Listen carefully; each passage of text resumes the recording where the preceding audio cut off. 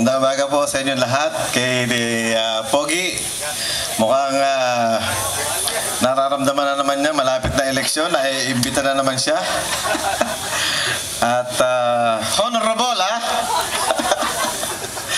So magandang umaga po sa ating lahat at nandito po tayo.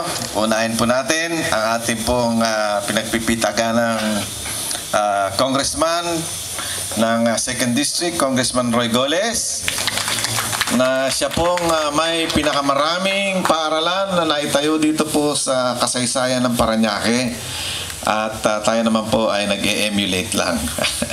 And we have put education as one of our priorities. Nandito rin po ang mga kasama natin sa konseho, si Councilor Rico Goles, ang butihing anak ng congressman, si Councilor Rosel Nava ng 1st District, Councilor Benjo Bernabe ng 2nd District, si Councilor Eric Baez, and of course, ang ating pong barangay captain dito na walang iba kundi si Barangay Captain Mel De Leon. Sa barangay captain naman ng Dunggalo, nariyan po si Barangay Captain Marlene Burgos. Yan. Tama-tama, yung mga kakulangan ninyo sa Dunggalo, pwede rito. Yung mga classroom. At mga kagawad, si Ronnie Cabanilla, si Adli Villapuerte, si Mulong Valenzuela, si Paul Neri, si Al Cruz. Yan po ang ating mga kagawad at mga opisyal po ng at staff ng Barangay Santo Niño. Palakpakan din natin sila. Si Toti Dabal Santos, ang ating pong city engineer, nariyan din po. Si Engineer Alan Nepasina, ang kanyang supervising engineer. City Sports OIC, Louis Perez. And nariyan po siyempre si Madam Girlie Bernabe, ang ating pong may bahay. Kay Madam na ako. Si Chuchu Bernabe Calleja, na may bahay po ni Dean Calleja. Nandiyan po. Former Councilor June Romay, nariyan din po. And of course, Dr. Boy Bernabe. Sa mga taga-DepEd naman, kakasalita lang ni Dr. Joel San Luis, ang ating pong Division School Superintendent, at ang Assistant Division School Superintendent, si Ma'am Rita Riddle. Ayan. Andyan po rin si Angie Libera, ang Education Coordinator po natin. And si Dr. Greg Capiral, Ms. Tess Diocadis, ang principal po ng Parañaque Science High School, si Mr. Pablito Bibal, palakpakan po natin. At si Ma'am Socorro Rivera, na Administrator ng PUP. And our School Board Chairman ng Non-Teaching Force, and hindi siya School Board Chairman, ako pala yun. Ang Presidente ng Non-Teaching Force, si Frank Barredo. Ayan. Okay.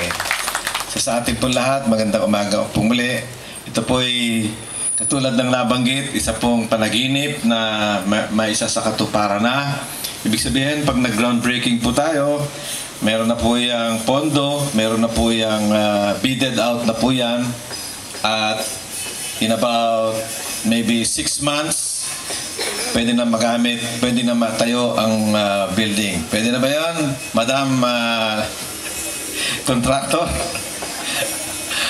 Para naman habol tayo sa kaya yung opening na eskwela sa June, ano? 2 months daw. Ha? 2 months. 2 months. Ito po ay kasagutan din po sa shortage ng classrooms, no? We have in Parañaque, we're short by 900 classrooms. So, miskin na po magtayo po tayo nito na 32 classrooms. Yep. 32 classrooms, marami pa rin po ang bubunuin. na may supply dapat para sa ating pong lungsod. Mabuti na lang po ay may programa po si Secretary Armin Luistro na kung saan ay pinopropose niya yung counterparting.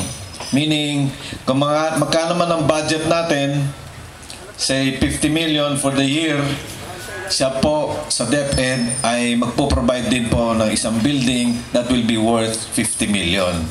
So, isasama po natin ito. So that means that they will provide another 32 classrooms for the city. And we're also happy that PAGCOR has given us the priority to build school buildings for our educational system. Say 1 billion ang kanilang budget. Tama ba, Dr. San Luis? 1 billion ang kanilang papasok po rito na. And rightfully so because ang entertainment city naman po ay narito sa Parañaque at maggagawa sila ng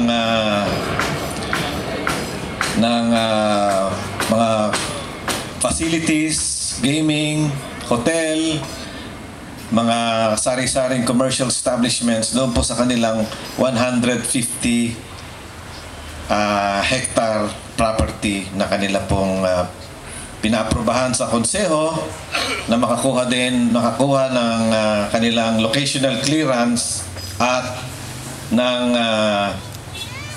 sila po ay nag-apply ng PESA na sa export processing para makakuha po sila ng incentives tungkol po sa mga pagbabayad nila ng buwis sa national government.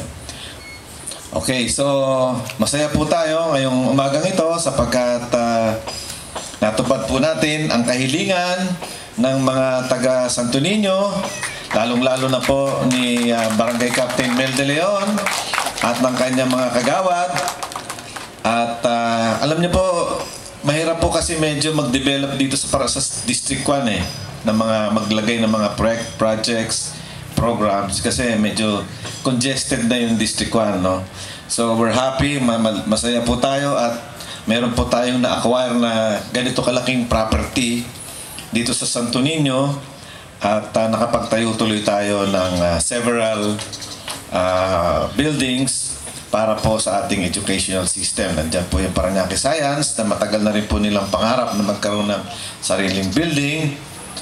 At yun po ating Polytechnic University of the Philippines Parañaque Campus na kung saan ay meron na hong 430 na mga estudyante under IT, ang kanilang kurso IT, management, and hotel and restaurant management. So ito ang latest addition at bulong ng bulong sa atin si Kapitan Mel. Bakit wala kaming para sa Santo Niño? Kailangan meron kaming eskwela para sa mga taga Santo Niño mismo. Ito na po yun. Kaya although, siyempre, sabi nga, meron tayong tatayong bangka ferry dyan para sa mga taga-Dunggalo, para mga taga-Santo Niño, taga-Moonwalk, na hindi ma-accommodate sa kanilang mga eskwela, meron po tayo dito pwedeng magamit na additional. And with that, we'd like to thank each and everyone. We'd like to thank all the department heads, councilors, our congressman for being here and for contributing to the start and the groundbreaking of this new building for the educational system in the city of Parañaque. Maraming salamat po at mabuhay po kayo. Maraming salamat po, Mayor June Bernabe. Palakpakan po natin muli mga kaibigan ng ating butihing alkalde. Okay, kaya ngayon ito na po para po sa ating closing remarks.